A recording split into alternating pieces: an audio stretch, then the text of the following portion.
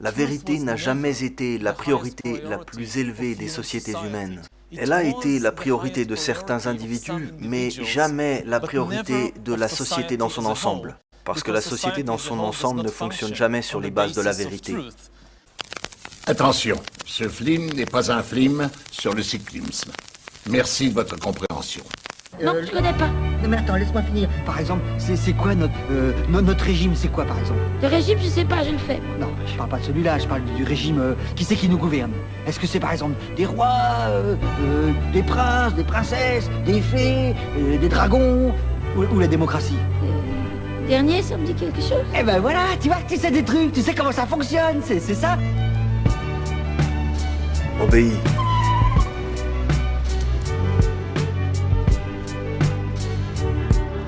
Consomme, travaille 8 heures, dors 8 heures, joue 8 heures, conforme-toi. Achète. Regarde la télé. Ne pense pas. Reste endormi. Soumets-toi.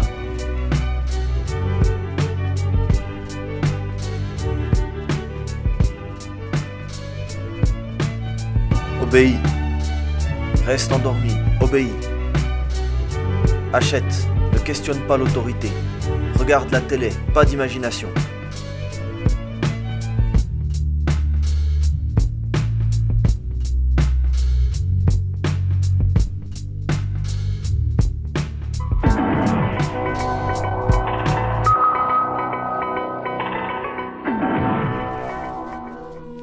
Madame, mademoiselle, monsieur, bonjour. L'invité, le grand témoin de 7 sur 7, sera Jean-Marie Le Pen, après son succès aux récentes élections européennes, où il a fait pratiquement jeu égal avec le Parti communiste. Dr Sutton, vous avez écrit 3 séries de livres, tandis que vous étiez chargé de recherche à l'Institut Hoover. Pouvez-vous nous donner rapidement le fil rouge qui relie ces séries ? Anthony Cyril Sutton est un économiste, historien et écrivain britannique. Il fut chercheur à Stanford et enseigna l'économie à l'Université de Californie, Los Angeles. Oui, les livres que j'ai écrits durant mon passage à l'Institut Hoover de l'Université de Stanford, j'y traitais la création des 3 types de socialisme. Le socialisme bolchevique en Russie, ce qu'on pourrait appeler un socialisme de bien-être aux États-Unis, et le socialisme hitlérien ou national-socialisme, le nazisme. Dans chaque livre, j'ai examiné le financement et les contributions de Wall Street et des banquiers internationaux destinés au développement de ces formes spécifiques de socialisme. Le financement d'origine d'Hitler à partir de 1922 ne venait qu'en partie d'Allemagne.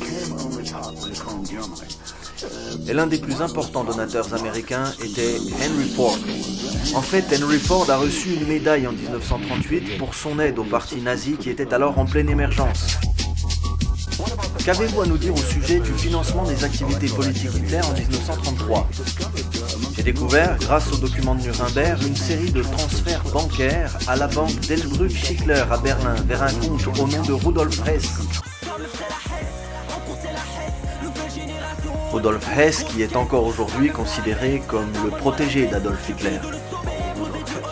Ces fonds étaient utilisés pour financer l'accès au pouvoir d'Hitler depuis mars 1937.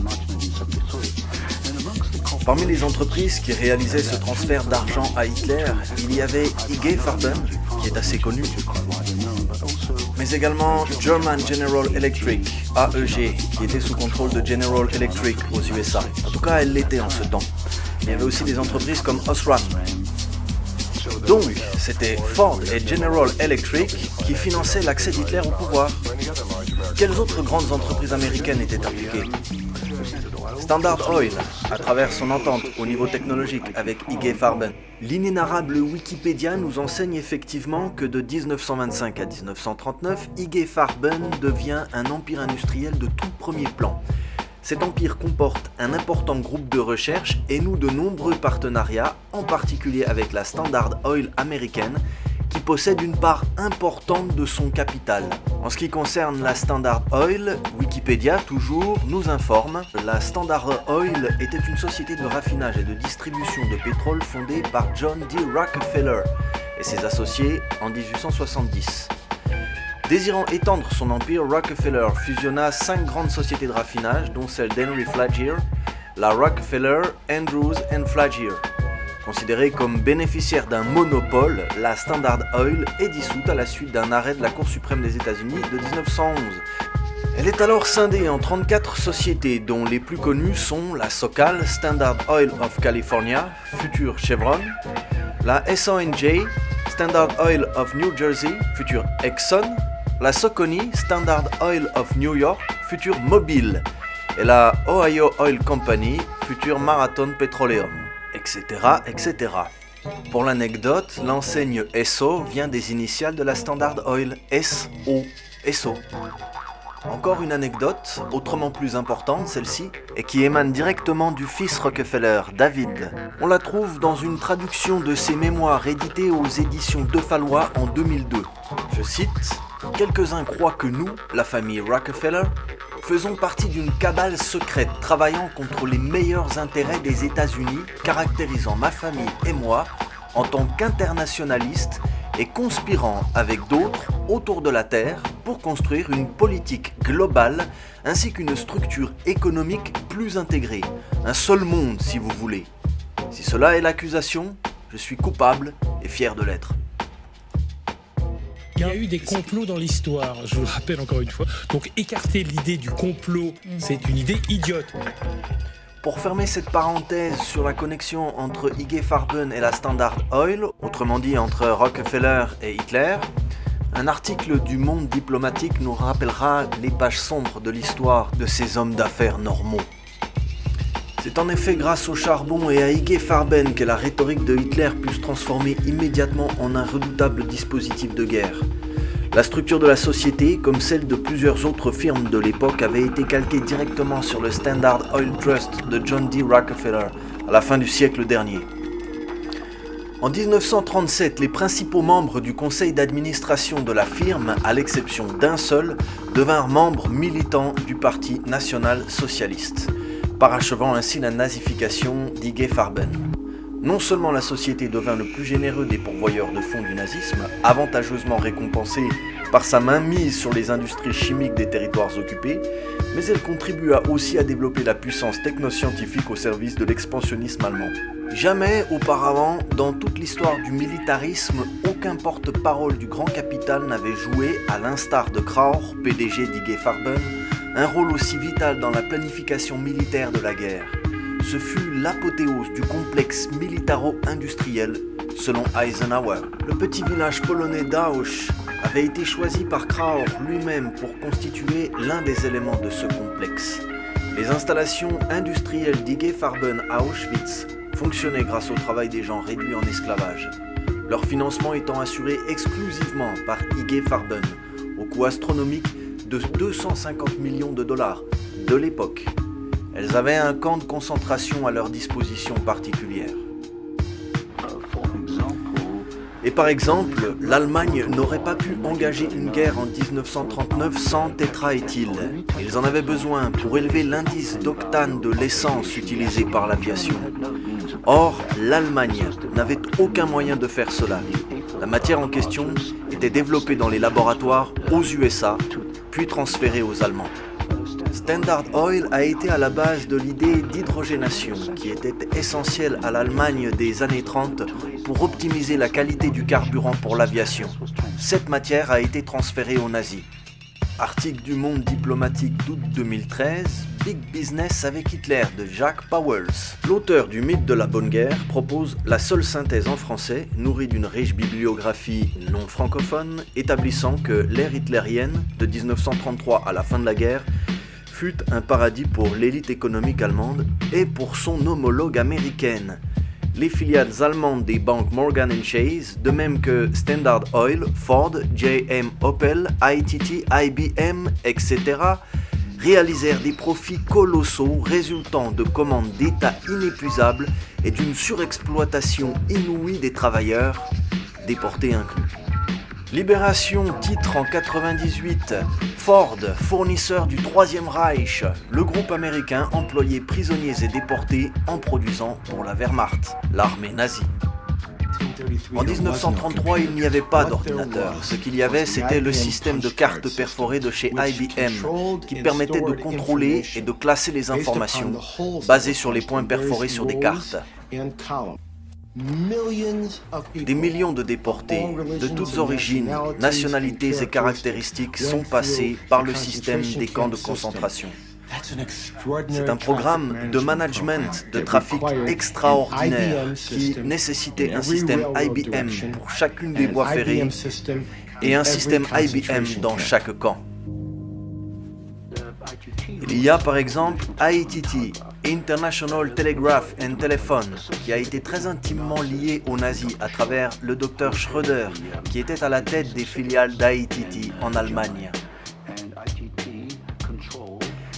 Et ITT contrôlait non seulement des compagnies électriques, mais également Focke-Wulf, dont les installations fournissaient les avions de guerre. Sampson, le journaliste anglais qui a eu accès aux archives gouvernementales, affirme qu'ITT a délibérément investi dans l'effort de guerre allemand et qu'elle possédait notamment, grâce à une de ses filiales allemandes, Lorenz, 28% du capital de la société Focke-Wulf. Celle-ci fabriquait des bombardiers qui provoquaient des ravages dans les convois alliés. ITT se présenta plus tard comme une victime de la Deuxième Guerre mondiale et chercha à obtenir du gouvernement américain 27 millions de dollars de dommages de guerre, 127 millions de francs de l'époque, dont 5 millions pour les dégâts provoqués à l'usine de Focke-Wulf en tant que propriété américaine bombardée par les avions alliés. Vous soutenez donc l'idée que les entreprises américaines aidaient au financement de l'industrie allemande à la base de son potentiel de guerre? Les entreprises américaines, certaines d'entre elles, ont financé Hitler à travers leurs filiales. Elles ont transféré leur technologie, elles ont transféré des stocks de matériel, de tétraéthyle, bien avant que l'Allemagne n'ait eu la capacité d'en fabriquer. Grâce aux accords avec les USA, German Manufacturing Agreement, ils ont également accordé des financements directs. Par exemple, Standard Oil en 1933 a financé le développement de l'industrie des carburants en Allemagne qui était nécessaire au déroulement de la Seconde Guerre. Dans votre livre Wall Street et la montée d'Hitler, vous avez parlé de la manière dont les bombardements se sont passés et vous avez jugé qu'il était curieux que certaines usines ne soient pas bombardées alors que la grande majorité d'entre elles étaient décimées. Et vous concluez que certaines étaient prises au piège des accords auxquels nous avons fait allusion et ont échappé par une quelconque obscure raison au bombardement. Durant la Seconde Guerre mondiale, l'industrie allemande de l'électricité aurait dû être la cible prioritaire des bombardements alliés, mais dans les faits, les installations de German General Electric ont été épargnées. Des 10 installations principales, aucune n'a été bombardée. Et la demi-douzaine d'autres usines n'ont eu que des fenêtres brisées, des dommages superficiels. Ce cas est très intéressant. Une industrie entière qui aurait dû être bombardée durant la Seconde Guerre mondiale et qui ne l'a pas été. Et lorsqu'on suit les pistes des propriétaires, cela soulève un certain nombre de suspicions. Vous avez mentionné l'installation de Ford à Cologne. Était-ce une cible militaire prioritaire? L'installation de Ford à Cologne aurait dû être une cible prioritaire. Les forces aériennes britanniques ont bombardé les installations Ford à Passy en France, mais les installations de Cologne, qui étaient de loin les plus importantes, en Allemagne, ne l'ont pas été. Il est possible que les militaires aient eu l'intention de les bombarder sans que cela soit dans les rapports. J'ai eu entre les mains les 10 rapports en ce qui concerne Cologne. Les agissements de Ford étaient connus. Ils savaient qu'ils produisaient des équipements pour la Wehrmacht. Ces usines ont bien été désignées comme cibles, mais jamais bombardées. Donc, le long des lignes de bataille, tant que les bombardements concernaient les usines de Ford, ils étaient annulés. Pourtant, la ville de Cologne elle-même a été ravagée. En effet, elle a été ravagée, comme plusieurs autres villes allemandes.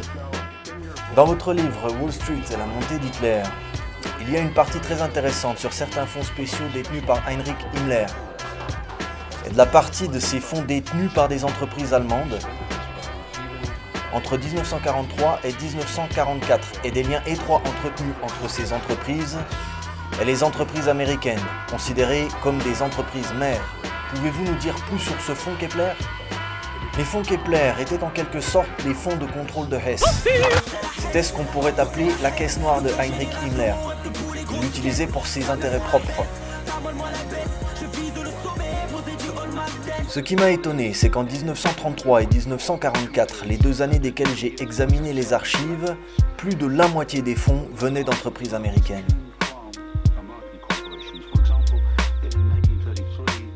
En 1933, ITT, Standard Oil, General Electric et certainement Osram ont contribué à ces fonds. Et même en 1944, en pleine Seconde Guerre mondiale, on retrouve qu'ITT fournit des fonds à Heinrich Himmler, par l'intermédiaire de Schröder, qui était président des filiales d'ITT en Allemagne. On retrouve également le DPAG, Deutsche Amerikanische Petroleum AG, la filiale de Standard Oil en Allemagne, dans le financement de Heinrich Himmler, et c'était durant la Deuxième Guerre mondiale. Ces faits ont été rapportés dans les audiences de Nuremberg. Il n'y est pas fait mention dans ces audiences, pourtant les documents existent. Il y a des dossiers, des archives, mais ils ne sont pas publiés, autant que je le sache. Mais vous avez eu accès à ces archives. Oui, 400 tonnes de ces archives sont disponibles et une grande partie est à l'Institut Hoover, ou du moins des copies, et c'est ainsi que j'ai cherché les documents originaux. Qu'en est-il du financement et des prêts accordés par les grandes banques américaines et britanniques au gouvernement d'Hitler entre 1933 et 1939, tandis qu'Hitler préparait sa guerre? Il faut faire un petit retour en arrière et prêter une attention particulière au prêt Young, que je pense être la source de l'effondrement économique de l'Allemagne en 1933. C'était le plan Young. Owen Young était président de General Electric. Il a été, en tant qu'officier du gouvernement américain, à l'origine des prêts qui ont provoqué la destruction de l'Allemagne en 1933, permettant la prise de pouvoir à Hitler. En conséquence à ces activités en 1933, on a une série de prêts dont les plus importants sont celles de la Standard Oil qui a prêté plusieurs millions de dollars au minimum à l'Allemagne pour construire ses installations de production de carburant pour l'aviation. Il y a bien sûr d'autres exemples. D'accord, j'aimerais maintenant que vous nous parliez des coulisses du financement du bolchevisme, car je pense que c'est crucial. Revenons pour cela à la période précédant la seconde révolution d'octobre-novembre 1917. Quels sont les liens entre les entreprises américaines et Lénine ?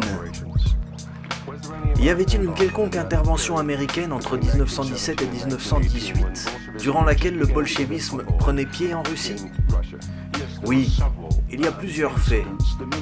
Le plus important est sans doute celui impliquant le colonel William Boyce Thompson, qui était le plus important actionnaire de Chase Bank, devenu par la suite Chase Manhattan Bank. J'ai publié dans un de mes livres la copie d'un cablogramme pour le transfert de fonds de New York vers Petrograd, daté de décembre 1917 d'un montant d'1 million de dollars.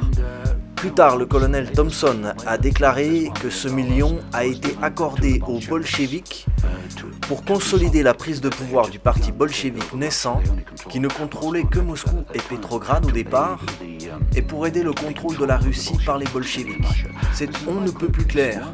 Il s'agit d'1 million de dollars de fonds américains transférés par l'intermédiaire de Wall Street aux bolcheviks.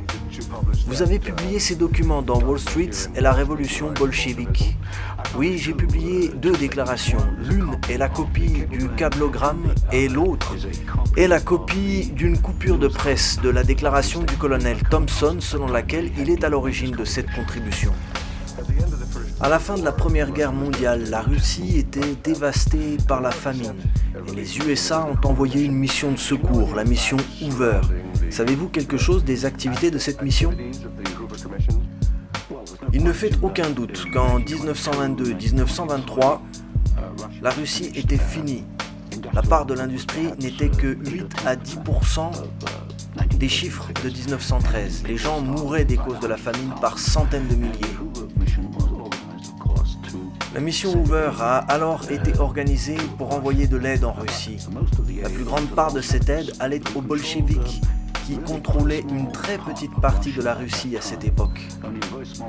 Seule une part minime de l'aide est parvenue aux Russes à l'est du pays. Et le projet d'électrification de la Russie, le plan dit Goël-Ro, qui est lancé au début des années 20, c'est encore un plan qui est lancé sous la direction de Lénine, encore vivant et lucide à l'époque.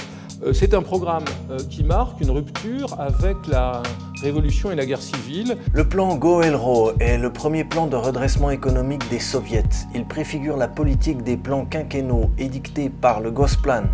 La foi de Lénine dans l'importance cruciale de l'électrification pour l'instauration du communisme se reflète dans sa célèbre déclaration « Le communisme, c'est le gouvernement des soviets plus l'électrification de tout le pays ». C'est un programme qui marque une rupture avec la révolution et la guerre civile, dans la mesure où les soviétiques passent des contrats avec des entreprises occidentales, britanniques, allemandes, mais aussi américaines. Bonjour.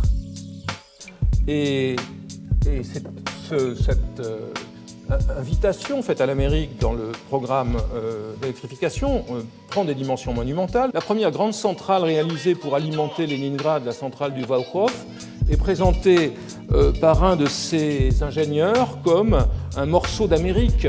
Vous voyez ici, écrit-il devant cette centrale, l'Amérique actuelle. Bruit, tonnerre, tout est Amérique. En un mot, ce n'est pas une démarche russe, mais un tempo américain.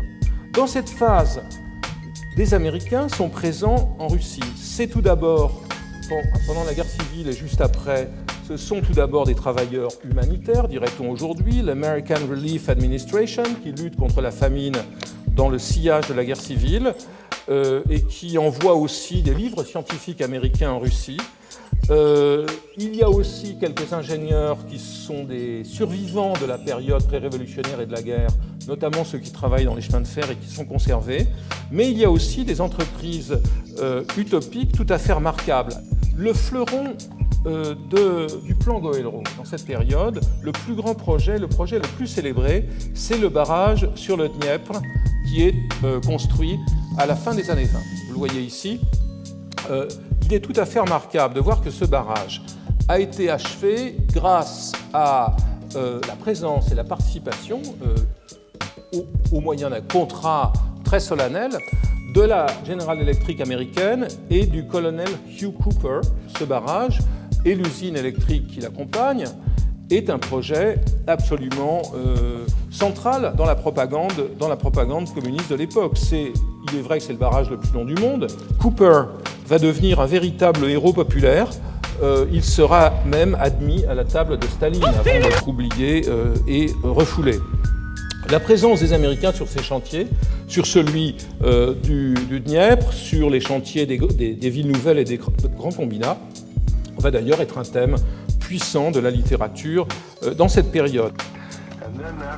Après la période 1922-1923, Lénine installa ce qu'on appelle la nouvelle politique économique, une série de plans quinquennaux. Pouvez-vous nous parler de ces plans et de la part des entreprises américaines et des multinationales dans la construction de l'Union soviétique ? Et notamment le transfert des États-Unis à la Russie, non seulement des objets, des produits industriels, non seulement des manières de produire, mais également des usines elles-mêmes, transfert qui s'opère à la fin des années 20, au début des années 30, et qui va façonner durablement, et jusqu'à ce jour, on pourrait dire, l'industrie russe. Il y a deux phases principales à distinguer. La nouvelle politique économique a été lancée en 1923 par Lénine. Et j'ai fait mention d'une découverte dans un des premiers livres que j'ai publié à Stanford, que chaque industrie russe a été reconstruite par des entreprises étrangères, surtout allemandes, anglaises, françaises et américaines. Bonjour. Ainsi, en 1928, la Russie était revenue aux chiffres de 1913, en ce qui concerne sa production industrielle. En 1923, 400 socialistes américains se rendent dans le Kouzbas et sous les directions de Sam Rutgers, l'American Industrial Colony va mettre en service des fabriques et des mines, va construire des fours, des scieries et va relancer la production de cette région et la développer jusqu'en 1927. Donc voilà ici une image d'une fabrique chimique à Kemerovo qui est restée un grand centre chimique russe jusqu'à ce jour. Sur un plan beaucoup plus ample, précisément celui du pétrole, les bolcheviks lancent dès 1923 des sociétés mixtes avec l'étranger qui vont permettre notamment de relancer la production de pétrole à bas coût, fondamentale pour l'économie et le commerce extérieur de la Russie. La modernisation des systèmes de forage, la création de pipelines vers la mer Noire, les raffineries vont être créées sur le modèle américain, dans le même temps que les linéaments de l'industrie sidérurgique vont l'être aussi. Un cas tout à fait extraordinaire, c'est celui de Novosibirsk. Ici, vous voyez une page de journal d'un journal sibérien qui nous présente Novosibirsk comme le New York de la Sibérie. Ailleurs, la ville est surnommée, dans d'autres publications, elle est surnommée Sibchik ou Sibirsky Chicago. Donc le Chicago de l'Amérique, ce qui n'est pas complètement absurde car son rythme de croissance au cours des années 20, elle remplace Tomsk comme capitale de la Sibérie, son rythme de croissance est sans doute comparable à celui qu'avait connu Chicago après le grand feu, après l'incendie de 1871. Dans le même temps, l'apport de Ford se concentre dans un produit particulier, un équipement décisif pour l'agriculture soviétique, qui est le tracteur Fordzon, ou Fordson, produit par Ford depuis 1915 et qui est introduit très rapidement dans les années 20 en Russie. Il est produit à partir de 1923. À la fin des années 20, les 3/4 du parc des tracteurs russes seront américains et en très grande partie construits par Ford. Pendant que d'autres entreprises de la sphère agricole, je pense à McCormick, construisent par exemple à Moscou des boulangeries industrielles. Donc cette présence américaine est forte. À partir de là, elle commença à penser son plan quinquennal grandiose. Et en 1928, Gosplan, qui était une commission gouvernementale russe, mit au point un plan quinquennal initial. Le premier et le second plan quinquennal ont été pensés aux États-Unis par des entreprises américaines. Ah bon, tu crois? Ont été pensés par des entreprises américaines. Bonjour. Au plan quinquennal, qui est donc lancé en 1928 et dans la mise en œuvre duquel l'industrie américaine va jouer un rôle tout à fait décisif. Les échanges économiques avec l'Amérique s'étaient développés tout au long des années 20. Plus de la moitié des accords signés à la fin des années 20 le sont avec les Américains. Et ce chiffre passera rapidement à 2/3. Quelles étaient ces entreprises? Lesquelles étaient impliquées?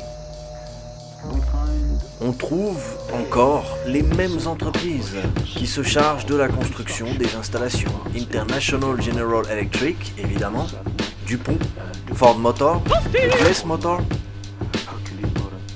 La popularité de Ford ne cesse de croître pendant cette période en Russie. La publication de ses œuvres, dont j'ai déjà parlé, la publication de très nombreux ouvrages sur Ford. Ford est considéré, admiré au même titre que les Russes avaient admiré Benjamin Franklin, Robert Fulton ou Edison.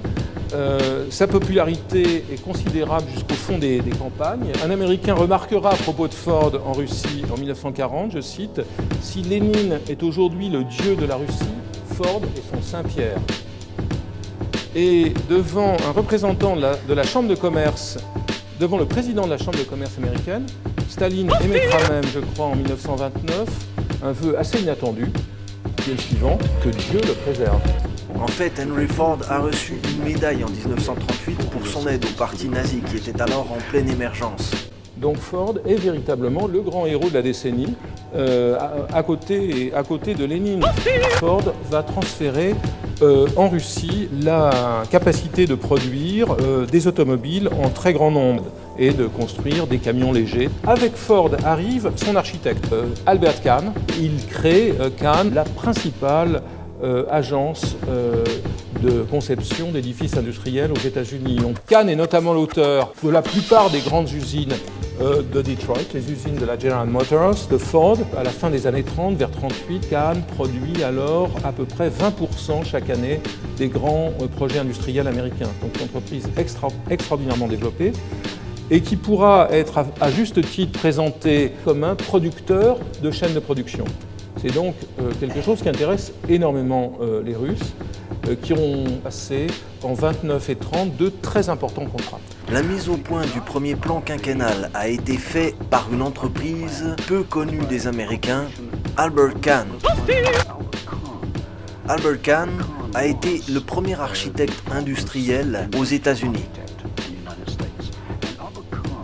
Et il a énoncé les bases du premier plan quinquennal soviétique. 2 contrats, je l'ai dit, seront signés avec Kahn. Le premier en 1929 pour finalement déplacer vers la Russie faire de Nijni Novgorod, cette ville située sur les bords de la Volga et qui s'appellera Gorky à partir de 1932, pour faire de Nijni Novgorod une sorte de nouveau Detroit ou de nouveau Dearborn. Le modèle de ce transfert, c'est l'usine gigantesque de River Rouge dans le Michigan, située à côté de Detroit. La production de l'usine de Stalingrad, elle est intéressante parce qu'elle passe par le transfert de matériaux de construction et de structures construites aux États-Unis. Donc cette usine qui est l'une des 3 grandes usines de tracteurs qui vont transformer complètement la mécanisation de l'agriculture russe, cette usine est fabriquée ici, comme vous le voyez, dans un atelier new-yorkais. Les charpentes sont ensuite acheminées par bateau et par train, par charrette jusqu'à Stalingrad, où l'usine est assemblée. Les choses changent radicalement à partir de 1930 avec le deuxième accord qui est signé par Kahn. En 1930, Kahn se voit invité à signer un contrat par lequel il installe 25 de ces hommes, c'était tous des hommes à Moscou, ingénieurs, architectes, dessinateurs. Il invite 25 Russes à travailler à Detroit sur le plan de cette usine. Et il crée un bureau d'études. Il crée ainsi un bureau d'études qui va être directement placé sous la responsabilité des Américains jusqu'en 1932 et qui comptera jusqu'à 600 salariés à Moscou, 200 à Leningrad, 100 à Kharkov, et qui formera au total pratiquement 4000 techniciens russes. Donc ces 4000 techniciens soviétiques et les 25 américains qui les forment à ce qui est dénommé le système russo-américain vont dessiner plus de 500 usines ou ensembles industriels. 500 sur le millier qui est construit en gros pendant ce premier plan quinquennal. Ces tracteurs que l'on voit à droite, les tracteurs ici ne sont pas de Ford, mais de Caterpillar.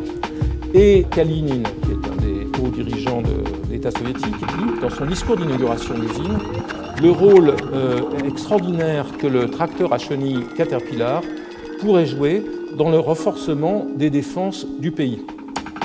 En effet, ce tracteur, qu'est-ce que c'est si ce n'est un tank sans canon ? Et cette affinité avait déjà été soulignée, avait déjà été discutée par d'autres dirigeants russes avant, par Frunze au milieu des années 20, qui imaginait la conversion massive des tracteurs en chars, et par Tukhachevsky, le chef d'état-major de l'armée, qui sera plus tard fusillé par Staline, qui l'avait renchéri. En fait, cette usine de Tcheliabinsk va être l'embryon d'une gigantesque entreprise industrielle, Tankograd. Le choix sera très judicieux puisque les tanks russes qui étaient produits sur des châssis de tracteurs étaient dotés de moteurs diesel, étaient beaucoup plus solides que les Allemands qui avaient été conçus à la base dans des usines d'automobiles. Qu'en est-il de la compagnie de moteurs Ford ? Ils ont participé à la construction du potentiel soviétique ? Tout à fait. Ford Motor Company a construit l'usine Gorky qui produisait la série de véhicules gaz, GAZ. C'était des camions, puis certaines autos. Depuis sa création dans les années 30, l'usine gaz avait un potentiel militaire et Ford le savait, cela n'a pas empêché de construire l'usine Gorky. On le sait grâce aux rapports retrouvés dans les dossiers du département d'État. En fait, Henry Ford a reçu une médaille en 1938 pour son aide au parti nazi qui était alors en pleine émergence. Le premier et le second plan quinquennal ont été pensés aux États-Unis par des entreprises américaines. Quelles étaient ces entreprises? Lesquelles étaient impliquées? Curtiss-Wright pour l'aviation, avec par exemple le O-52 utilisé autant par l'armée de l'air américaine que par l'armée de l'air soviétique. Et même certaines entreprises oubliées aujourd'hui comme Vultee et Chains-Volt qui étaient fabricants de matériel d'aviation. Ici la boîte d'une maquette du légendaire Vultee V-11 utilisé par l'aviation soviétique. Les USA sont donc venus avec un plan quinquennal initial, mais le plus important, c'est que les soviets l'ont copié. Cela a compté pour leur production nationale devenue importante. Ils ont pris l'équipement d'origine et l'ont fabriqué en série. On retrouve souvent le nom d'Avrel Harriman. A-t-il joué un rôle dans la construction de la technologie soviétique? Tout à fait. En fait, Avrel Harriman est arrivé tel un prophète financier en Union soviétique en rachetant les concessions géorgiennes de manganèse au début des années 1920 et a ainsi repris l'avantage financièrement pour les soviets. El Manganèse a pris la tête des exportations russes qui ont permis de financer l'industrialisation du pays. Et la mise en pension de Harriman en 1929 lui a permis de percevoir en compensation $1 million de plus qu'il n'a placé. Qu'en est-il d'Armand Hammer d'Occidental Petroleum? Son cas est très intéressant. Il y a des personnages extrêmement pittoresques et très importants dans la chronique des relations américaines jusqu'aux années 80 peut-être, que l'on rencontre à Moscou. Le plus intéressant, c'est Armand Hammer, qui plus tard sera le propriétaire d'une grande entreprise de pétrole, Occidental Petroleum, dont le père Julius était un communiste américain, arrivé, si je puis dire, dans les jupes de son père Hammer, montra dès le début des années 20 des entreprises mixtes américano-russes, et notamment une célèbre usine de crayons dont les produits deviendront proverbiaux. On parlera des gamari, qui seront les crayons produits par cette fabrique dont vous voyez ici les publicités. Son cas est très intéressant. Ce dernier a reçu la première concession étrangère en 1922 à Asbestos, en Sibérie. Il a aussi été l'intermédiaire entre les soviets et plusieurs industries américaines. Armand Hammer est intéressant car son père, même si lui est président d'Occidental Petroleum, son père, Julius Hammer, en 1919, était secrétaire général du Parti communiste aux USA. Ce qui met l'accent sur l'argument majeur dans mes livres, qu'au niveau de l'élite, il n'y a pas de différence entre communistes et capitalistes. Ils sont connectés. Donc, Armand Hammer, président d'Occidental Petroleum, avait pour père le secrétaire général du Parti communiste aux USA en 1919. C'est donc une saisie du pouvoir. Oui, une prise du pouvoir international. La véritable ressource utilisée par les soviétiques pour payer ces usines, ces machines et ces ingénieurs, c'est le grain ukrainien. Et donc la facture, ce sont des millions de morts de faim en Ukraine. Donc, il ne faut pas l'oublier quand on voit l'énergie développée pour ces projets.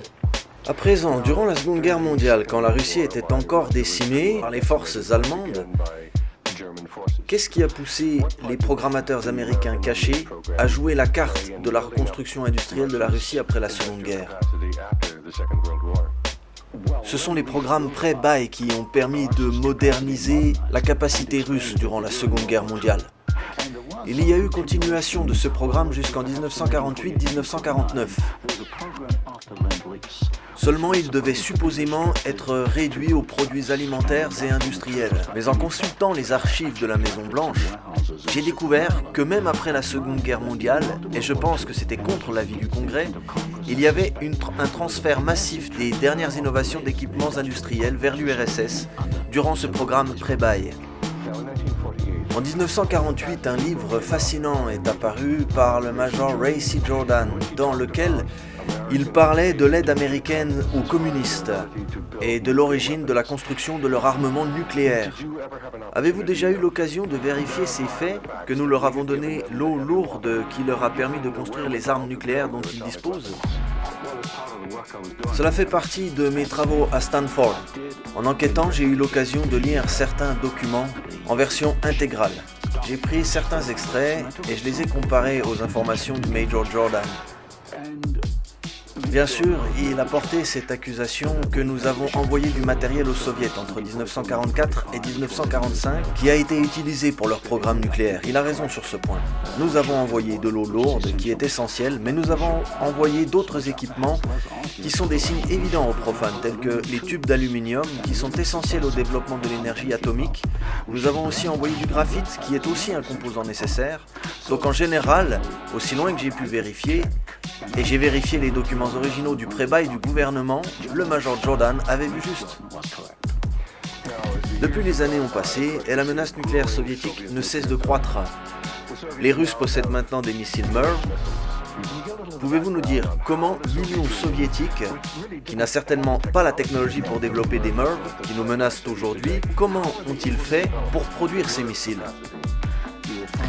On découvre qu'au début des années 70, les Russes n'avaient pas la capacité de produire des missiles Mervy, et en particulier, il leur manquait la possibilité de produire leur armement avec précision. Or, cette précision est nécessaire au système de contrôle. Il n'y avait qu'une seule entreprise, Bryant Chucking Grinder, qui pouvait fabriquer les pièces nécessaires au roulement à billes. Sans ces pièces, il est impossible de merver des missiles en grande quantité, mais seulement la moitié de la quantité possible. Bryant Chucking Grinder a été autorisé à envoyer vers l'URSS 45 de ces machines, tandis qu'il n'y en avait que 33 aux USA. Et il n'y a eu aucune protestation ? J'ai essayé de protester à Miami Beach en 1972, d'autres gens l'ont fait, mais cela a été étouffé. Nous devons ce bâillonnement à Henry Kissinger. Soyez mon ami, parrain. Bien. Et je suis certain que le département de défense connaissait ces faits. Toute objection a été étouffée et l'information a été supprimée. S'il vous plaît. Encore une fois, on remarque que les USA montent leurs propres menaces en équipant en matériel nucléaire l'Union soviétique. Quand les missiles MIRV entrent en jeu, on peut parler d'un saut immense dans le domaine de la technologie militaire. Je ne suis pas un militaire, mais pour moi, la possibilité de produire de telles machines a une grande importance. Nous leur avons offert cette opportunité en toute connaissance de cause. À l'image de ce qu'ont fait nos parents et nos grands-parents après la Seconde Guerre mondiale. Robert Schuman, le père fondateur de la construction européenne, celui dont on sait désormais, depuis que les documents secret défense du département d'État américain ont été déclassifiés à l'été 2000, donc on sait que c'était un agent des services américains. C'est lui à qui est attribuée la fameuse déclaration Schuman de 1950. On sait également que cette déclaration a été rédigée dans les services de Dean Acheson, le secrétaire d'État américain de Truman à la fin des années 50 et transmis à Robert Schuman par Jean Monnet. Walter Hallstein a été le premier président de la Commission européenne de 1958 à 1967. Mais c'est un homme qui a une longue histoire. Walter Hallstein est né au début du XXe siècle. C'était un juriste allemand, un juriste nazi, qui a d'ailleurs été professeur et doyen à l'université de Rostock en 1936, après avoir montré patte blanche à toutes les autorités nazies. En 1938, lorsque Hitler s'est rendu en Italie, il est tombé d'accord avec Mussolini pour bâtir un projet de nouvelle Europe, das Neues Europa, comme on dit en allemand. Au mois de juin 1938, Adolf Hitler a demandé à Walter Hallstein de préparer le projet de construction européenne. Ce projet d'ailleurs, cette nouvelle Europe qui a été vendue aux Français sous l'occupation et qui avait motivé notamment la grande exposition sur la France européenne qui a eu lieu en 1941 à Paris au Grand Palais, inaugurée par le représentant de Pétain d'un côté, par les autorités d'occupation nazie de l'autre côté. Walter Hallstein a été arrêté, il était officier nazi, il a été arrêté à la fin de la Seconde Guerre mondiale, après la bataille de Cherbourg. Et puis il a été repris et recyclé par les autorités américaines. En 1951, on le trouve dans l'entourage immédiat de Konrad Adenauer. Il devient d'ailleurs le secrétaire d'État aux Affaires étrangères du gouvernement de Konrad Adenauer en Allemagne.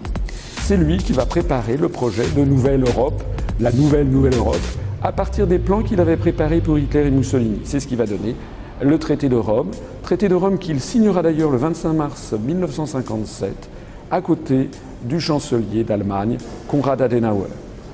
Walter Hallstein a ensuite été le promoteur du plan Hallstein en 1965, qui prévoyait une Europe fédérale. C'est d'ailleurs exactement ce qui se passe en ce moment. Et c'est justement ce plan Hallstein qui avait motivé Charles de Gaulle, lorsque Charles de Gaulle avait dit « stop », avait décidé de ne plus envoyer aucun représentant à la Commission européenne à Bruxelles, pratiquant ainsi la politique de la chaise vide. Parce que le président de la République française, le fondateur de la France libre, Charles de Gaulle, savait très bien à quoi s'en tenir sur Walter Hallstein, un nazi recyclé par les Américains pour détruire les nations d'Europe et les placer sous l'autorité d'un empire.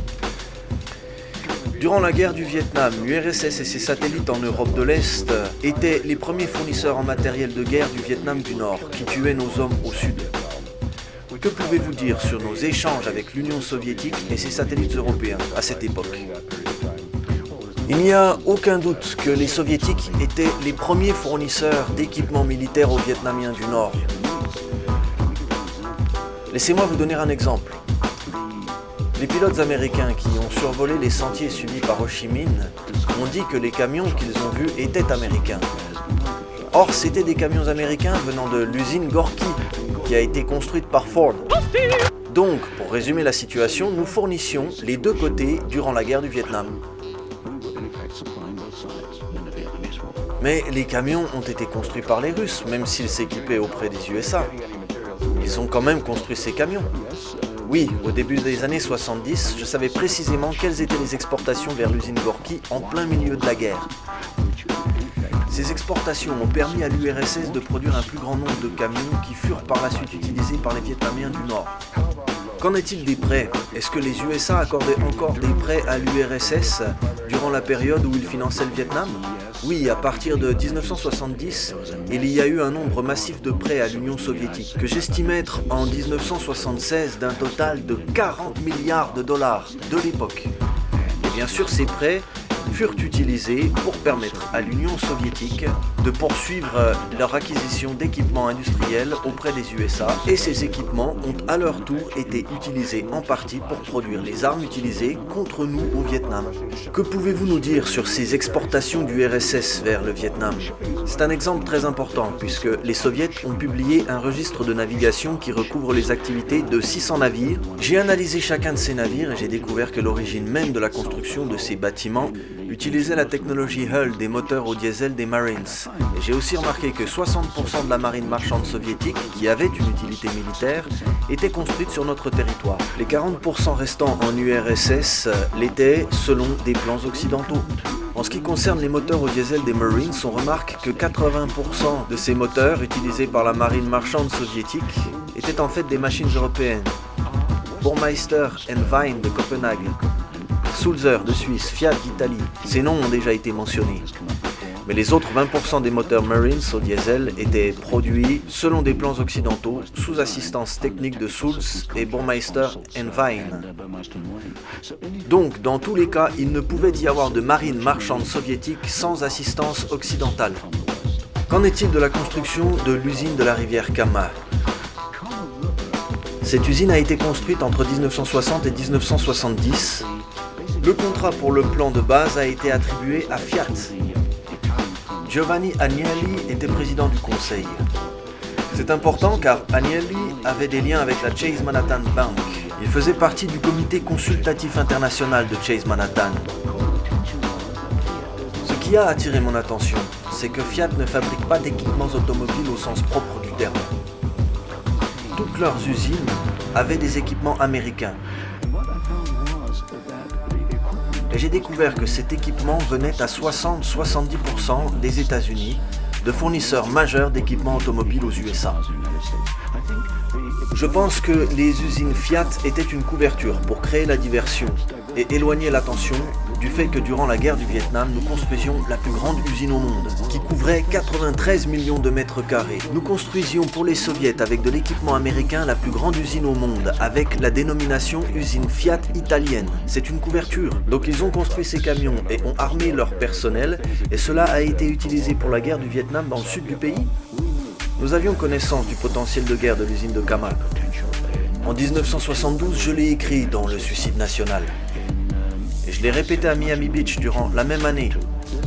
Ces usines avaient un potentiel militaire. On y produisait des véhicules militaires. Et aujourd'hui en Afghanistan, on retrouve ces mêmes véhicules. Aujourd'hui, en Afghanistan, les véhicules militaires viennent de l'usine Kama, construite par les Américains et les Italiens. Ce qui fait que nous fournissions en équipement la plateforme Gorky durant la guerre du Vietnam, et ces camions étaient utilisés pour fournir des munitions pour tuer des Américains. Je trouvais cela incroyablement injuste et je l'ai dit à Miami Beach et à l'Institut Hoover. Et c'est précisément ce genre d'informations que l'on voulait interdire. Le livre que j'ai écrit durant mon passage à l'Institut Hoover de l'Université de Stanford, j'y traitais la création des 3 types de socialisme. Le socialisme bolchevique en Russie, ce qu'on pourrait appeler un socialisme de bien-être aux États-Unis, et le socialisme hitlérien ou national-socialisme. Et mec, tu me rappelles quelqu'un. Qui? Tu me rappelles... Will Smith.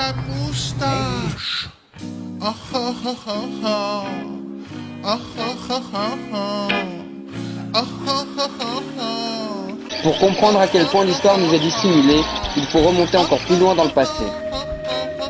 En avril 1914, Frank Rockefeller cède sa place à Samuel Prescott Bush à la tête de la division des munitions et armes légères des industries de guerre de Bernard Baruch, son ami de Wall Street également connu sous le pseudonyme de Loup Solitaire. C'est étrange car 2 mois plus tard, en juin 1914, la Première Guerre mondiale éclata. De 1915 à 1917, les grands magnats de la finance américaine ont fait des prêts à l'Allemagne d'une valeur de 27 millions de dollars et à l'Angleterre un montant de 2,3 milliards de dollars.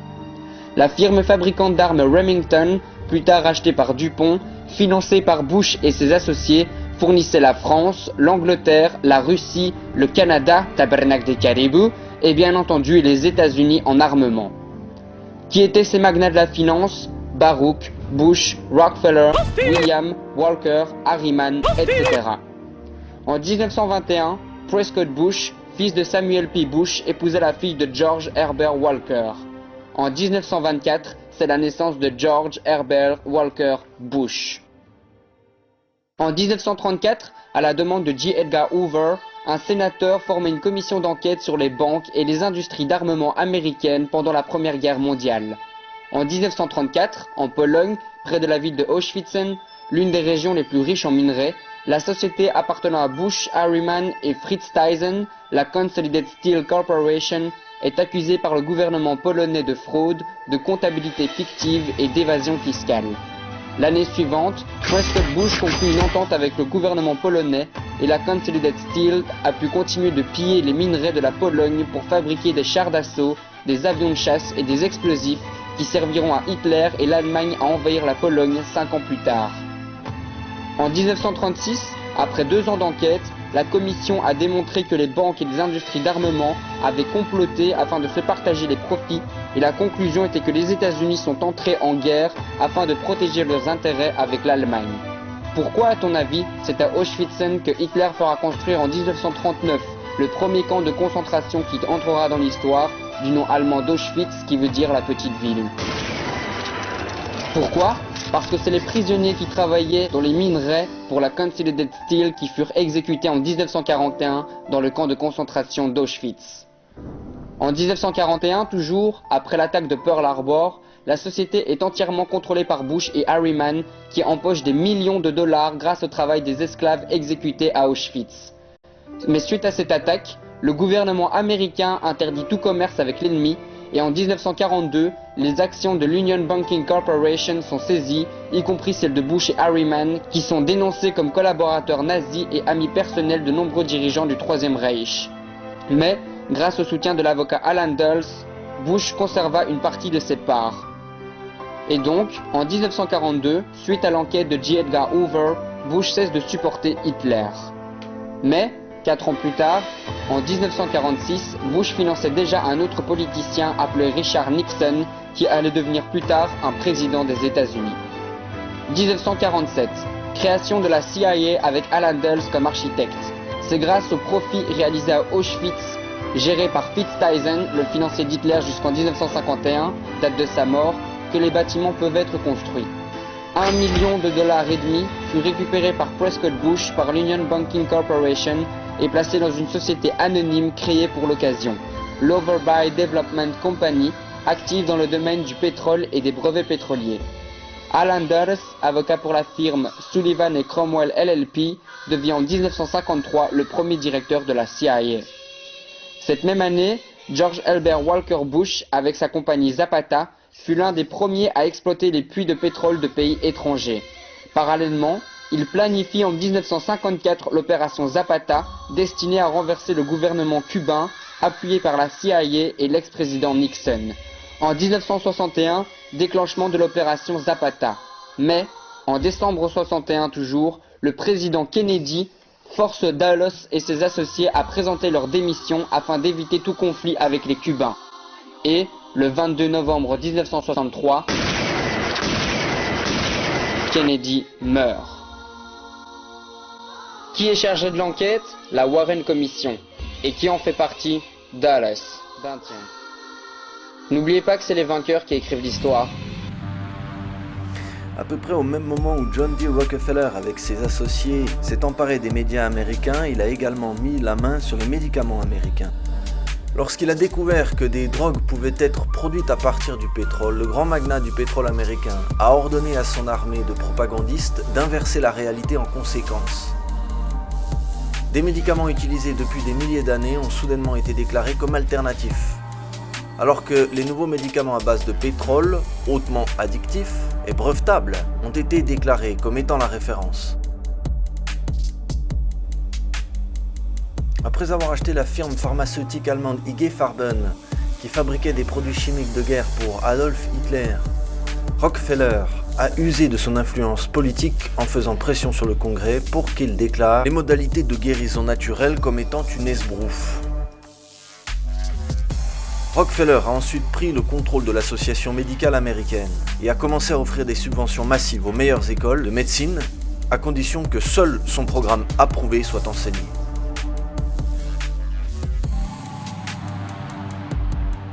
Toute mention des pouvoirs curatifs des herbes, des plantes, du régime alimentaire a été effacée de la plupart des manuels de médecine.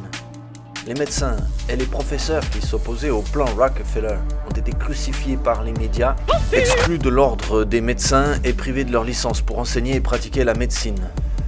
Ceux qui ont osé parler ont été arrêtés et emprisonnés.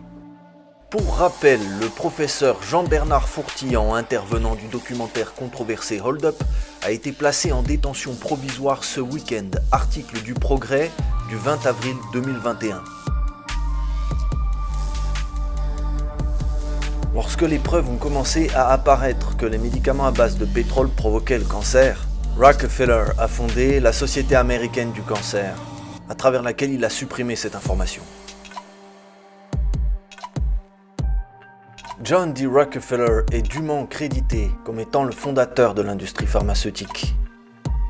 C'est la raison pour laquelle l'erreur médicale est actuellement la 3e cause de décès en Amérique. Ce n'est pas un acte d'accusation contre les médecins. Plus que quiconque, ils sont sous l'emprise du plus grand lobby au pouvoir à Washington. Chaque année, l'industrie pharmaceutique dépense au moins 2 fois plus que les grandes compagnies pétrolières pour influencer les lois, les politiques et la perception du public. Grâce à Rockefeller, l'architecte des monopoles américains, aucune industrie n'a plus de pouvoir sur nos vies que les Big Pharma.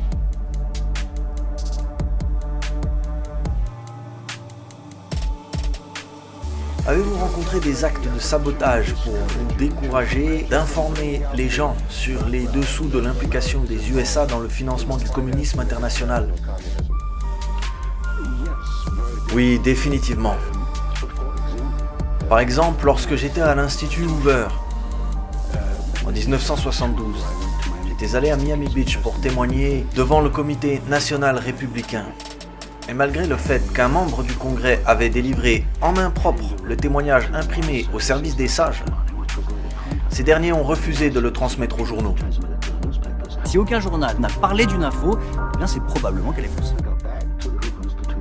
Et une fois de retour à l'Institut Hoover en Californie, j'ai été convoqué par le directeur et il m'a été signifié que je ne devais plus faire de telles déclarations et que ces informations ne devraient pas être publiées. Reste une idée centrale, toutes les grandes crises planétaires trouvent leurs origines dans ce complot du nouvel ordre mondial. À l'image de ce qu'ont fait nos parents et nos grands-parents après la Seconde Guerre mondiale. Nous ne pouvons pas revenir au multilatéralisme que nous avons établi après la Seconde Guerre mondiale. Le nouvel ordre mondial se tient d'ici aux Nations Unies. C'est un gouvernement mondial. Ein Volk, ein Reich, ein Führer. Soit un peuple, une patrie, un chef. C'est par ces mots que Rudolf Hess a annoncé Adolf Hitler. C'est le rêve d'Hitler devenu réalité. C'est un cauchemar. C'est la pierre tombale de la souveraineté des nations. Ce bâtiment n'aurait jamais pu voir le jour sans l'aide de la Première et de la Seconde Guerre mondiale. Un nouvel ordre mondial, afin d'accomplir la promesse et la vision des fondateurs des Nations Unies. Extrait d'un discours de David Rockefeller aux Nations Unies en septembre 1994. Je voudrais juste prendre un moment pour exprimer combien j'ai été profondément touché par ce merveilleux film dont nous venons d'être témoins, qui a mis en lumière l'implication de ma famille au premier jour des Nations Unies. Mon père, comme le film le suggère, fut un homme de paix qui croyait profondément dans le bénéfice ultime d'une coopération paisible et un dialogue continu entre les peuples et les nations du monde. IG Farben noue de nombreux partenariats, en particulier avec la Standard Oil de John D. Rockefeller, qui possède une part importante de son capital. Les installations industrielles d'IG Farben à Auschwitz fonctionnaient grâce au travail des gens réduits en esclavage, leur financement étant assuré exclusivement par IG Farben. Elles avaient un camp de concentration à leur disposition particulière. Un homme de paix. Quelques-uns croient que nous, la famille Rockefeller, faisons partie d'une cabale secrète travaillant contre les meilleurs intérêts des États-Unis, caractérisant ma famille et moi en tant qu'internationalistes et conspirant avec d'autres autour de la Terre pour construire une politique globale ainsi qu'une structure économique plus intégrée. Un seul monde, si vous voulez. Si cela est l'accusation, je suis coupable et fier de l'être. Il y a eu des complots dans l'histoire, je vous le rappelle encore une fois. Et cette présente fenêtre d'opportunité au cours de laquelle un ordre mondial vraiment pacifique et interdépendant pourrait être édifié ne sera pas ouverte pour très longtemps. Un ordre mondial vraiment pacifique. Mon père était un homme de paix. Et vous avez mentionné David Henry Kissinger. En fait, je suppose que j'ai été le premier à le connaître parce qu'il était membre d'une organisation appelée le Council on Foreign Relations à New York. Henry Kissinger a recruté Klaus Schwab au séminaire international de Harvard, qui était financé par la CIA. À cette époque, Kissinger se concentrait sur la gouvernance mondiale et la dépopulation, mais c'est au sein du Conseil des Relations étrangères, le CFR, que Kissinger est devenu un acteur majeur en concevant des opérations psychologiques impliquant l'arsenal croissant d'armes thermonucléaires des États-Unis et en écrivant le livre sur les armes nucléaires et la politique étrangère. John K. Galbraith était un économiste très influent qui a aidé Klaus Schwab à créer le Forum économique mondial. Galbraith était un économiste de Harvard qui s'est rendu en Allemagne en 1938 pour étudier les politiques foncières sous le gouvernement national-socialiste d'Hitler. À partir de là, il travaille dans le comité consultatif pour le New Deal de Franklin D. Roosevelt. Après la fin de la Seconde Guerre mondiale, son travail s'est orienté vers les armes nucléaires. Galbraith était chargé d'évaluer les effets économiques globaux des bombardements en temps de guerre. Il a interrogé le criminel de guerre nazi Albert Speer et a été envoyé à Hiroshima et Nagasaki pour évaluer les dommages causés par l'attaque aux armes nucléaires. En 1968, Galbraith avait rejoint Kissinger dans sa quête d'un gouvernement mondial unique. Et c'est à cette époque que Kissinger a présenté Galbraith à Klaus Schwab, ainsi qu'à Herman Kahn, qui en 1967 a suggéré de contourner la démocratie en formant un groupe restreint de dirigeants mondiaux qui sont devenus plus tard les jeunes leaders globalistes du Forum économique mondial. Je voulais vous poser une question. Je travaille sur la désinformation et les fake news. Vous vous foutez de ma gueule ? Vous êtes la cible de fake news très régulièrement.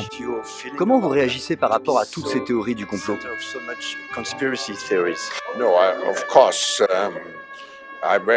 Ça me rend très triste. Pratiquement tout ce qui est dit sur moi est faux. C'est un problème global. Reste une idée centrale, toutes les grandes crises planétaires trouvent leurs origines dans ce complot du nouvel ordre mondial. On va aller vers un monde radicalement nouveau, des technologies nouvelles, un rapport de pouvoir nouveau. Les États-Unis ne seront plus la première puissance du monde qui gouvernera le monde, qui ne voudra même plus gouverner le monde. Il faudra soit accepter un désordre général, soit mettre en place un ordre planétaire avec un gouvernement mondial. Ce dont nous avons besoin, c'est d'une réforme du système international. Donc ce qu'il nous faut au niveau mondial à l'avenir, c'est une approche beaucoup plus systémique. Parce que nous savons que tout est interdépendant. Tout est relié, non seulement à l'échelle de la planète, mais si vous prenez les questions sociales, économiques, politiques, elles sont toutes interconnectées. Nous avons donc besoin d'une approche systémique. Un gouvernement mondial avec une sorte de monnaie mondiale comme on l'a fait pour l'Europe. Il suffit de penser à l'OMC, l'Organisation mondiale du commerce. Nous devons intégrer de nouvelles dimensions du commerce mondial. Par exemple, tout ce qui a trait au commerce électronique. De monnaie mondiale.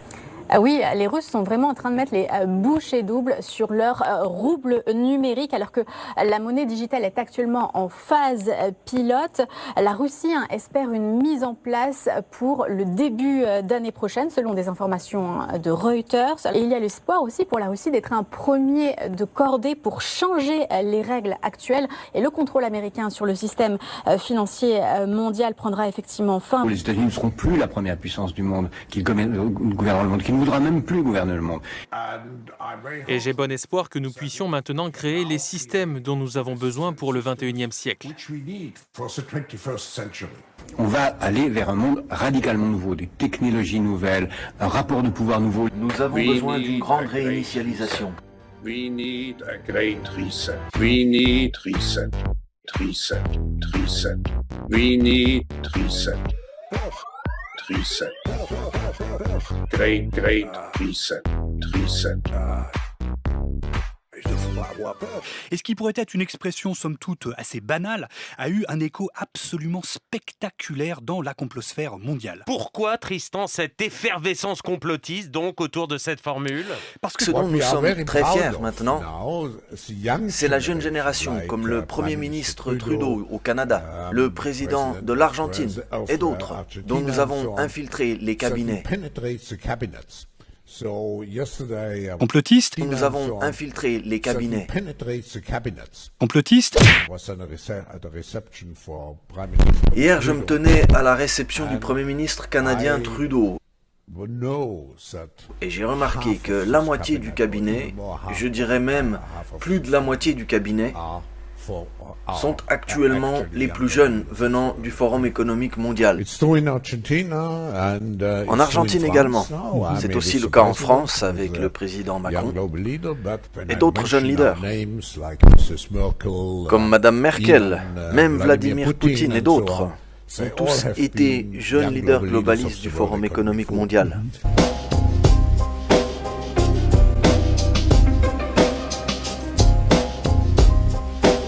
Il se trouve que lundi dernier, le président américain a utilisé l'expression « nouvel ordre mondial ». Bonjour. Lors d'une intervention devant un parterre d'entrepreneurs aux États-Unis, avec l'idée que l'état du monde tel qu'on le connaît va être bouleversé par la guerre en Ukraine et qu'il faut s'impliquer dans ce remodelage du monde qui va en être la conséquence. Eric a gagné le match. J'ai mis 3 buts. D'accord. C'est fini. Vous pouvez partir, vous pouvez arrêter, c'est fini tout ça. Vous pouvez rentrer chez vous. Tout ça n'existe pas. L'Occident n'est pas capable de gouverner seul l'humanité, mais essaie désespérément de le faire, et la plupart des peuples du monde ne veulent plus le supporter. C'est là que réside la principale contradiction de la nouvelle ère. Nous sommes pour la construction d'un nouvel ordre mondial qui est, multipolaire. Oui. Nous préconisons que les affaires internationales doivent être gérées par tous les pays du monde. Oui, c'est ce que préconise le président Xi Jinping dans son rapport au 20e congrès. Il se trouve que lundi dernier, le président américain a utilisé l'expression « nouvel ordre mondial ». Nous sommes pour la construction d'un nouvel ordre mondial. Un gouvernement mondial avec une sorte de monnaie mondiale. Pas encore officiellement lancé, le yuan numérique serait déjà utilisé par plus de 140 millions de Chinois, un peu plus de 5 mois après le début de son déploiement. Une adoption très rapide, poussée par le pouvoir central. L'idée est simple, digitaliser entièrement le cash en garantissant à ses utilisateurs les mêmes propriétés d'instantanéité dans les échanges et le rendre entièrement traçable, ce qui donnerait au pouvoir un moyen de contrôle supplémentaire sur sa population. Je respecte les réalisations de la Chine. Je pense que c'est un modèle pour bien des pays. Ce qui donnerait au pouvoir un moyen de contrôle supplémentaire sur sa population. Et je sais que le sujet vous intéresse comme moi.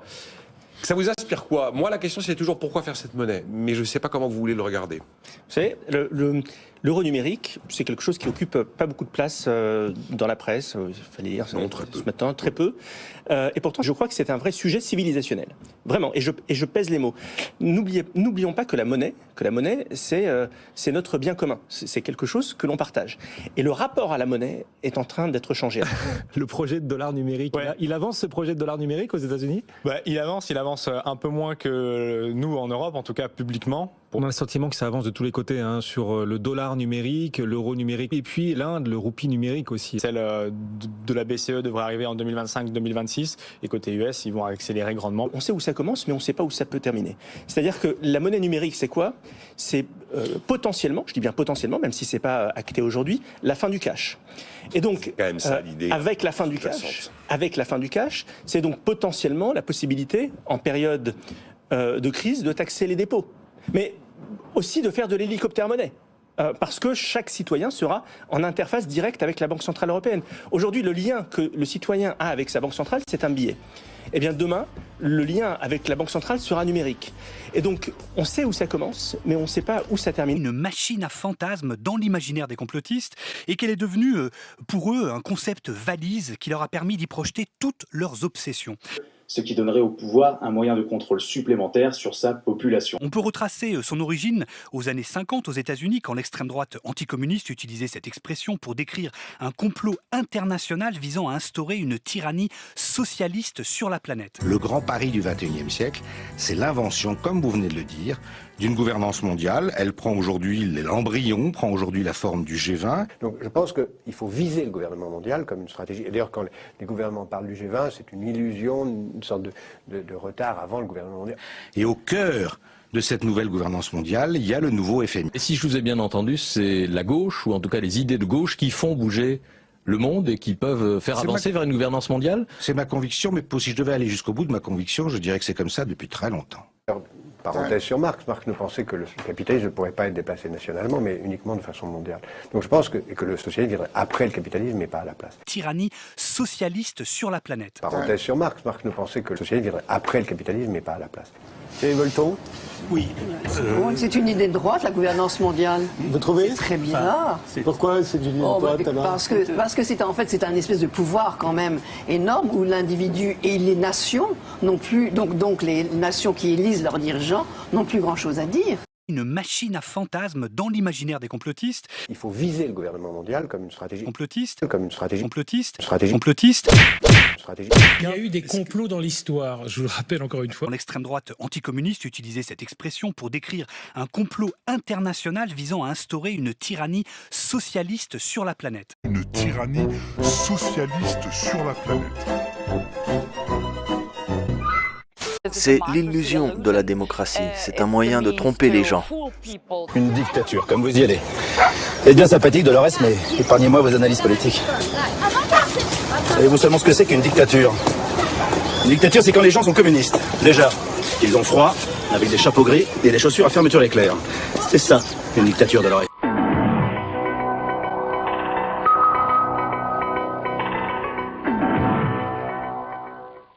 Madame, mademoiselle, monsieur, bonjour. L'invité, le grand témoin de 7 sur 7, sera Jean-Marie Le Pen, après son succès aux récentes élections européennes, où il a fait pratiquement jeu égal avec le Parti communiste. Jean-Claude Bourret, question traditionnelle, qu'on pose à chacun de nos invités. J'ai très peur. Si vous en aviez vraiment rien à cirer, que diriez-vous à la télévision que vous n'avez encore jamais dit? Caméra. Ah. Je dirais que nous sommes certainement dans une fausse démocratie, et que ce sont les grands groupes financiers internationaux qui nous manipulent, et que rien à cirer fait partie de cette manipulation, en nous faisant rire, alors qu'ils devraient, au contraire, dénoncer les scandales. Ce que nous voyons, c'est une sorte de fusion du monde physique, digital et biologique. Les appareils implantés permettront aussi sans doute de communiquer les pensées ou émotions non exprimées en lisant les ondes cérébrales ou d'autres signaux. Et je dirais même une transparence totale. Tout va être transparent. Et il faut s'habituer, il faut se comporter ainsi. Bien, le concept même de liberté va devenir de plus en plus perverti. Et c'est ça qui est fascinant dans cette évolution, et c'est peut-être pour ça qu'elle est le plus terrible. C'est qu'elle va récupérer tous les concepts, y compris celui de liberté. Ça devient, comment dirais-je, intégré dans votre personnalité, mais si on n'a rien à cacher, il ne faut pas avoir peur. Parce que qu'est-ce que c'est cette société de machines qui nous apprend à nous surveiller nous-mêmes? Elle va, sous prétexte de liberté, sous prétexte d'autonomie, créer les conditions de l'aliénation la plus formidable, qui est en quelque sorte l'aliénation par soi-même, volontaire, à une norme imposée de l'extérieur. On nous dira, il ne faut pas fumer, pas conduire, pas boire, mais aussi pas avoir tel gène dans sa structure héréditaire. Si vous l'avez, vous êtes extérieur à la norme, faites tout ce que vous pouvez pour vous en débarrasser. Et autrement dit, on fera que ce qui est la forme absolue de la dictature, que chacun d'entre nous ait librement, entre guillemets, envie d'être conforme à la norme. Que chacun d'entre nous ait librement, entre guillemets, envie de se comporter comme un esclave. Et ce qui est la forme absolue de la dictature, puisqu'on fera que chacun d'entre nous aura envie d'imiter un modèle, une copie, une sorte d'idéal standardisé qu'on nous imposera de l'extérieur. Et ce qui est fascinant, c'est que c'est à travers la médecine, à travers le bien et le mal, à travers le rapport à la mort, que cette nouvelle forme de société totalitaire est en train de s'installer. Autrement dit, on fera la forme absolue de la dictature. Une dictature, comme vous y allez. Parce que qu'est-ce que c'est cette société de machines qui nous apprend à nous surveiller nous-mêmes? On vivra tous dans une sorte de transparence totale, tôt ou tard. Oui, exactement. Et ça a la possibilité de nous faire plus responsables de ce que nous faisons. Ce changement technologique, cette révolution, quatrième, je l'appelle, va changer tous les secteurs industriels, ça va changer nos marchés d'emploi, ça va changer notre système d'éducation. On va aller vers un monde radicalement nouveau, des technologies nouvelles, un rapport de pouvoir nouveau, un monde radicalement nouveau. Je crois que nous ne sommes pas conscients de l'impact et de la vitesse que cette révolution va avoir. Nous avons des vraies valeurs à défendre. C'est la liberté personnelle, ce sont les droits de l'homme, c'est laïcité, etc. Il faut se reconnaître sur ces valeurs et je crois, là, il y a aussi de force de survivre parce qu'on a la meilleure côté de l'histoire. Le père de Klaus Schwab a été un grand industriel au service de la machine de guerre nazie jusqu'en 1945. Fabricant de lance-flammes, entre autres, il emploie de la main-d'œuvre concentrationnaire, c'est-à-dire des esclaves déshumanisés. Monsieur... Enfin, son père était nazi. Peut-être, mais c'était quand même son père. Sachez que l'Allemagne est une démocratie et qu'en aucun cas, une ambassade allemande pourrait être au courant des agissements d'anciens nazis. Oui, mais enfin, entre Allemands... Tous les Allemands ne sont pas nazis, monsieur. Oui. Je connais cette théorie, oui. Il y a forcément une amicale d'anciens nazis, ou un club, une association. Il y a eu des complots dans l'histoire. Je vous le rappelle encore une fois, par exemple, en 1870, la fameuse dépêche d'Helms. Vous avez quand même eu un chancelier allemand, Bismarck, qui manipule une lettre qui va lui permettre, un télégramme, qui va lui permettre de déclencher la guerre contre la France et ensuite de proclamer l'unité allemande. Donc écarter l'idée du complot fait de la part d'un État, c'est une idée idiote. La technologie n'est pas le seul front de la guerre entre pouvoir et sans pouvoir. Mais qu'un artiste ait... Non, votre masque. La technologie n'est pas le seul front de la guerre entre pouvoir et sans pouvoir, mais le front principal. C'est-à-dire que l'accélération technologique accroît toujours plus vite les forces du pouvoir face au sans-pouvoir, et que cette inégalité croissante dans le rapport des forces se reporte aussitôt sur tous les autres fronts. Nous parlons de la guerre, ouverte ou larvée, comme de l'état ordinaire des rapports entre pouvoir et sans pouvoir. La guerre, par force ou par ruse, est le bâton, le gouvernail au moyen duquel le pouvoir pilote et dirige le troupeau des sans-pouvoir. Il y a cette belle chanson populaire autrichienne, « Le cher bétail a besoin d'eau ». La guerre, dit l'un des plus fameux stratèges, est donc un acte de violence destiné à contraindre l'adversaire à exécuter notre volonté. On va vers ça. Est-ce qu'on ira à la place de la guerre ou après la guerre? Je ne sais pas. Mais c'est ça qu'il faut viser. D'accord. Vous avez entendu ce qu'il vient de dire? Oui. Est-ce qu'on ira avec ça? Comment vous avez... Avant la guerre ou à la place de la guerre? Avant la guerre ou... Non. Ou à la place de la guerre. Non, vous avez dit après la guerre. Après la guerre, pardon. Oui. Après la guerre ou à la place de la guerre, bien sûr. Est-ce qu'on fait une guerre ou est-ce qu'on n'en fait pas et puis... Le traité de Versailles, c'était après la guerre. Le traité des Nations Unies, la SDN, c'était après la guerre. La Nations Unies, c'était après la guerre. Et là, il faudrait mieux que ça soit à la place de la guerre qu'après la guerre. Ceux-là même qui n'ont pas lu Clausewitz savent aujourd'hui que la technologie est la continuation de la guerre par d'autres moyens. Et les nouvelles solutions seront fortement influencées par le développement technologique. Tout ce qui est imaginable sera réalisé. Nous vous parlons du pancraticone, du techno-totalitarisme, de l'incarcération de l'homme-machine dans le monde machine. Nous vous parlons de la société de contrainte par possession technologique. Par possession, on entend l'état de ceux que gouverne une puissance technologique, neuroélectronique par exemple, qui les prive de la libre disposition de leurs pensées et de leurs actes. Les appareils implantés permettront aussi sans doute de communiquer les pensées ou émotions non exprimées en lisant les ondes cérébrales ou d'autres signaux. Et en fait l'instrument de sa volonté. Nous vous parlons de la cyberpolice, de la neuropolice, de la police totale, d'un dispositif permettant au pouvoir de contraindre les sans-pouvoirs à exécuter ses volontés, tels des marionnettes, un robot, un individu sous hypnose. You know, when you lose your free will and someone else becomes your agent, it does feel a bit strange. Okay, so relax. No, hit it again. Okay. Oh, perfect. Let's do it again. All right, so now... On voit que la technologie est la continuation de la police, du pouvoir politique par d'autres moyens. Je pense que la valeur principale de la science est le pouvoir. Et que cybernétique et neurotechnologie couronnent ce rationalisme policier. Une sorte de fusion du monde physique, digital et biologique. Qui prétend faire de nous des insectes sociaux. Ça a la possibilité de nous faire plus responsables de ce que nous faisons. Et de l'humanité une fourmilière machine. Autrement dit, on fera la forme absolue de la dictature. Parce que qu'est-ce que c'est cette société de machines qui nous apprend à nous surveiller nous-mêmes? Non, pas moi, faut pas me prendre. Faut pas me prendre. Je peux pas faire ça, moi. Attends. Non, je comprends pas comment ça marche, tout ça, la société, les règles... C'est quand même pas compliqué de savoir que les règles de la société, moi je peux t'aider.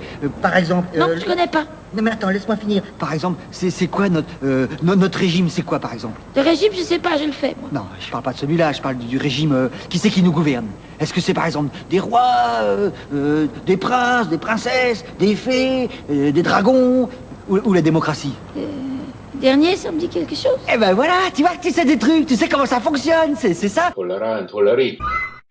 We need reset, reset, reset. We need reset, reset. Great, great reset, reset. Eh ben voilà, tu vois que tu sais des trucs, tu sais comment ça fonctionne, c'est ça.